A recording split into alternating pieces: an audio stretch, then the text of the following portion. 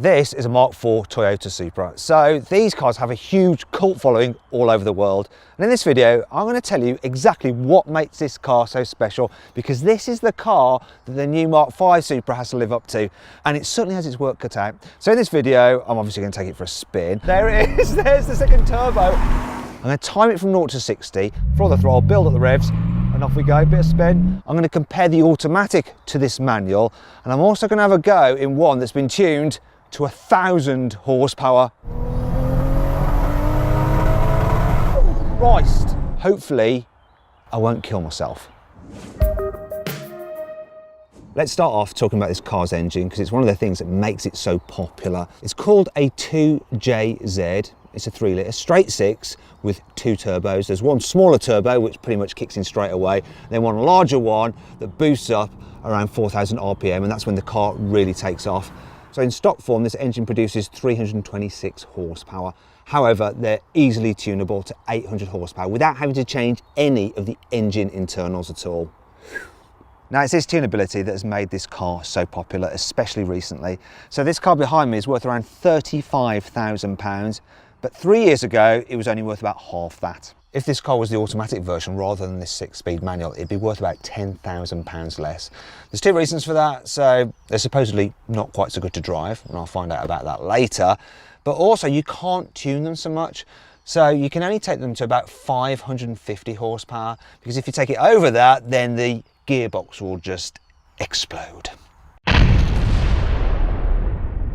Obviously this car is rear wheel drive, and to maximise traction it's fitted as standard with the torque sensing limited slip differential. So that differential will send power to the wheel with the most grip to help slingshot the car out of corners. Now you might notice this one has a rather large exhaust pipe, and so I'm going to test it, but the normal CarWow stick of truth just wouldn't do this justice. So I now have the CarWow log of truth, so that's definitely not fake, though it's also definitely not the original exhaust, though I don't think many Supras still have their original exhausts. The inside of this car is very, very unique. You feel like you're sat in the cockpit of a fighter jet.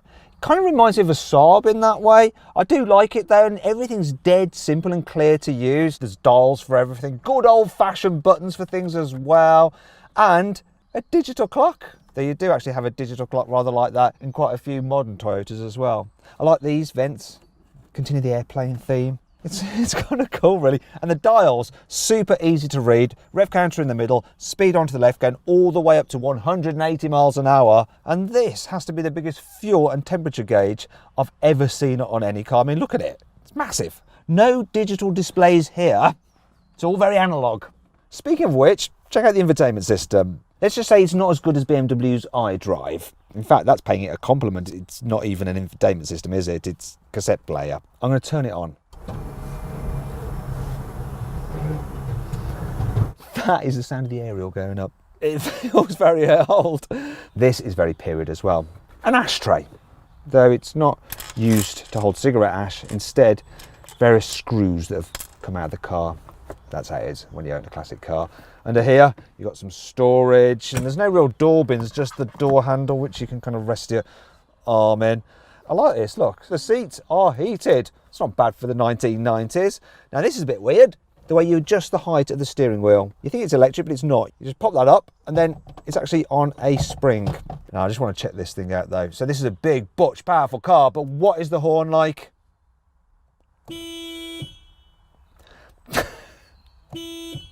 Yeah, not so tough. Fortunately, this huge wing does compensate for that puny horn, and it does actually provide some downforce apparently, and it's tough, so you can use it to help open the boot. Look, that's absolutely fine, nothing to worry about. The boot itself is more of a worry. Look how shallow that is. It looks like it's going to be quite big, but yeah, you're not going to be able to fit much in that at all. And look, you can fold down the rear seat to make it a little bit bigger. You don't buy one of these for its practicality though, do you? However, this car is a 4-seater, so you can give people a lift in the back if you absolutely have to. So this seat is in my usual driving position, and I'm rather cramped. Problem with leg room and headroom. In fact, in these areas, it's no better than a Porsche 911. However, at least it has some sumptuous soft seats, so your bum is comfy. The Mark IV Supra was built between 1993 and 2002, and the car was facelifted in 1997, and it got some slightly different bumpers. Also, the manual had a new gearbox, whereas the auto got Tiptronic. The steering wheel was slightly different as well, and so were the instruments. And finally, the engine was fitted with variable valve timing for more low-down pulling power. However, the cars were never imported to the UK, so the last officially imported UK car was in 1996. Now, if you're thinking about buying one of these old Mark IV Supras, there's something you need to think about.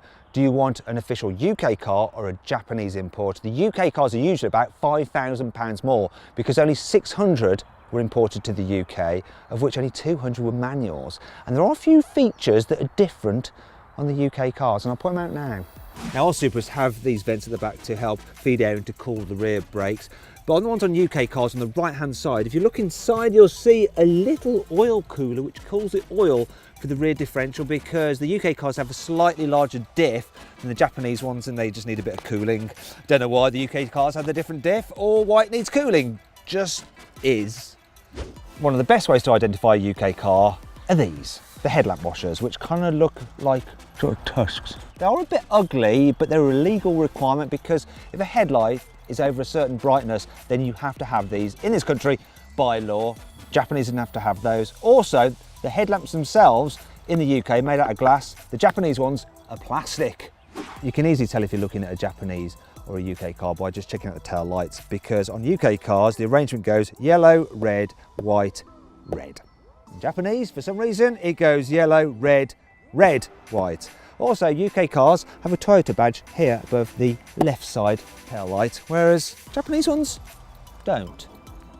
Also, you won't get a Japanese car with cream leather interior, nor a passenger airbag. That's actually another glove box on Japanese cars, nor over here, fog light. And finally, the UK car, for some reason, has the outside temperature on the digital clock, whereas Japanese cars don't.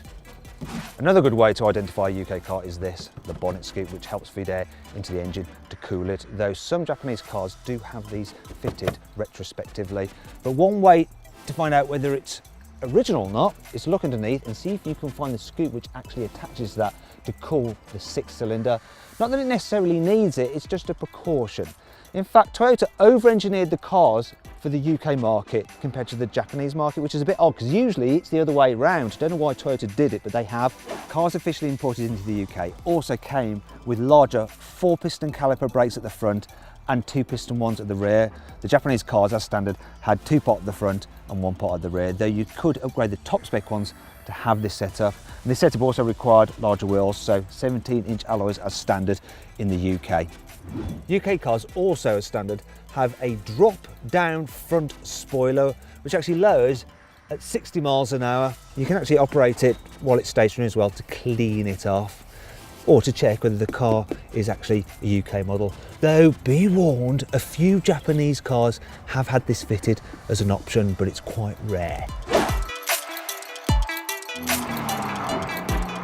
So, this is my first time ever driving a Mark IV Toyota Supra. And the first thing I've noticed is the long bonnet. So you know that you've got a big engine under there. So let's give it a try. I'm just going to slow down. I'm in second gear and I'm going to roll on the power. So at 2000 RPM, first turbo's in, 4000, oh, there it is, there's the second turbo. It doesn't half pick up. And the interesting thing is when you're just cruising along and then you're up in fourth and you put your foot down, when that second turbo is spooled, it just pulls and pulls and you're at 100 so quick. Now, wouldn't people love these? That engine is lovely. It really is lovely. But how about the chassis and the steering? It is an old car, but the suspension has been refreshed and it's fully polybushed. So it's actually quite tight. What's not so tight is the steering, look. It's very light and a little bit vague, but the car does grip pretty well in the corners and it doesn't roll much. Look at that. Does it give me confidence? Yeah, it's alright. Gearbox though, it's quite chunky and notchy, but it's not bad, and the clutch, that's nice and light. I quite like the gearbox, but the highlight is the engine. I hope the one in the new cars is good, though obviously it's actually a BMW engine, not a Toyota one. Now you might be wondering what the heck that warning light is for on the dash. Well, it's because the diff needs its oil changing, and so it's throwing up an error, but it's nothing major. Well, according to the guy who's lent me this car anyway. This car here is a Japanese imported Supra, and it's easily identifiable as such because it is the aero top, which means you can remove the centre part of its roof for some wind in the hair action. It's a bit of a palaver to do that, as I'll illustrate now. First of all, you need to get a tool out of the glove box. Then you have to undo 5 screws. Next, you need to prepare the boot to accept the roof, which means removing the load cover. And I like these straps, look at that, that's so cool the way they've designed this load cover. It's a nice little feature, that. Then carefully lift up the roof. Then even more carefully slide the roof into its holders in the boot. Oh, it's not easy. 6.5 hours later. There we go. And then push it down to lock it into place and hope that it doesn't start raining like it seems to be now, because then you're going to have to do it all in reverse. There's something else to point out on this car. You see, this Japanese import is the less sought after automatic. And there's a few interesting features of the gearbox itself. So of course you can put it into a sort of manual mode, so you can hold it in first, second or third gear.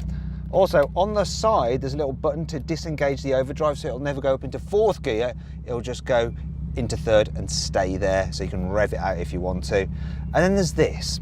When you put the car into reverse, the automatic makes this noise. Like you're in a truck.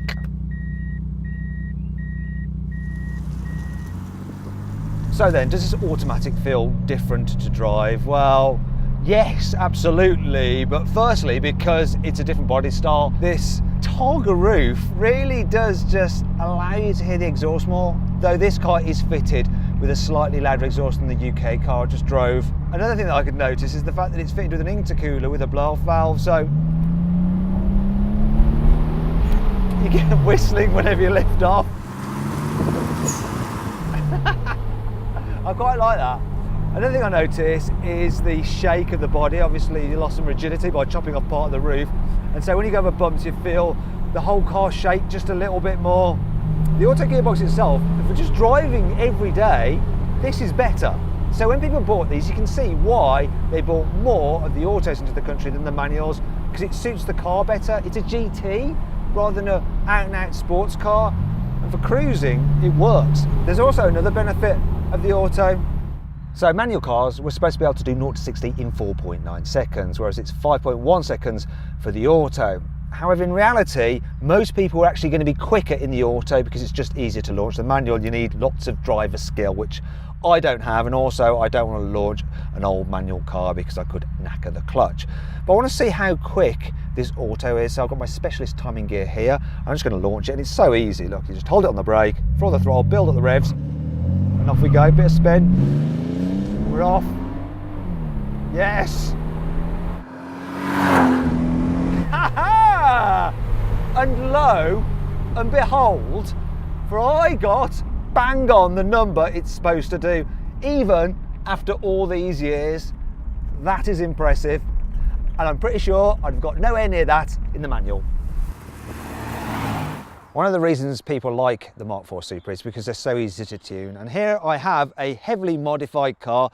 In fact, there's been so much done to it. There's a plaque which actually details it all. Look how much there is. In fact, I tell you what, I want you to click on the pop-out banner just up there to see if you can guess how much all this work came to. I'm going to talk you through it now, and you can see if you got it right. The best place to start is the engine bay because it's almost completely unrecognisable. This engine has actually been rebuilt, all its internals are new, and it now has 3.4 litres. But the thing that gives the power is this. There is a turbocharger the size of a dinner plate. I mean, it's absolutely massive. What you get is 1,000 horsepower.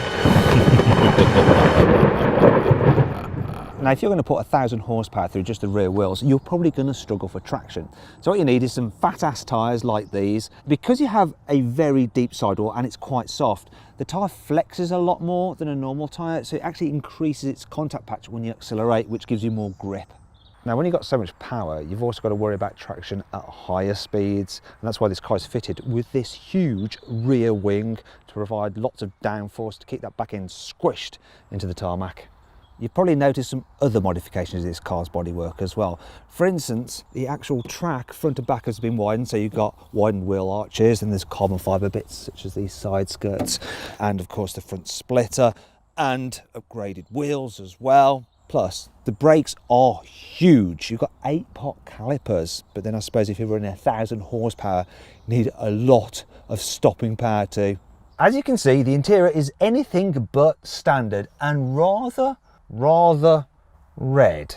It's quite insane actually. All the panels are new on the dash, the dials are new as well, and you've got carbon fibre here, and the speedo now goes up to 220 miles an hour. You've also got oil pressure gauge there, fuel pressure gauge there, and these are right in your direct eye line, which is important because if there's anything wrong in the engine, it'll actually be highlighted by these two. There's a little computer here as well which can control different maps for the engine, so you can have a super powerful mode when you're having all your 1,000 horsepower, or you can go into valet mode so that if you need someone to park your car, they only have about 200 horsepower, which is much safer. And there's even a mode which actually is for pops and bangs.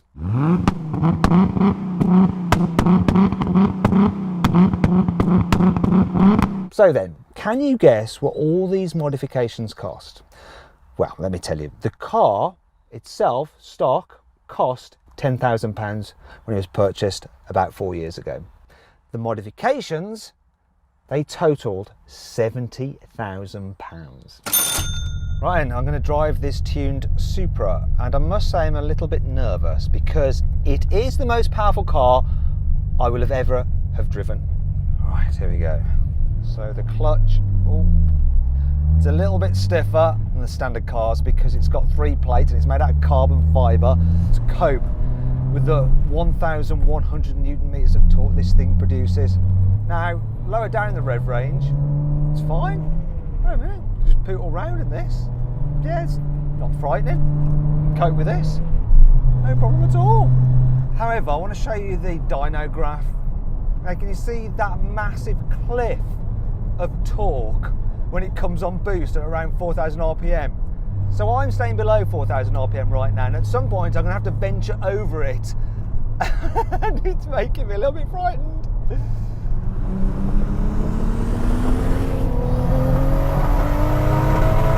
Oh, Christ.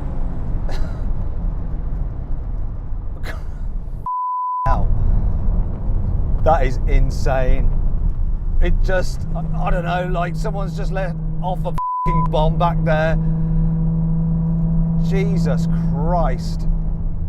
Let's try it in second, dare I?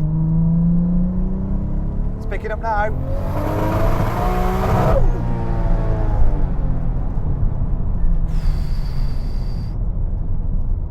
So I'm just looking at my cameraman Jack because he's as frightened as me. It doesn't suddenly just drop in, but you can feel it building and then it's just on it. But now I've done it, I want another go. Here it comes.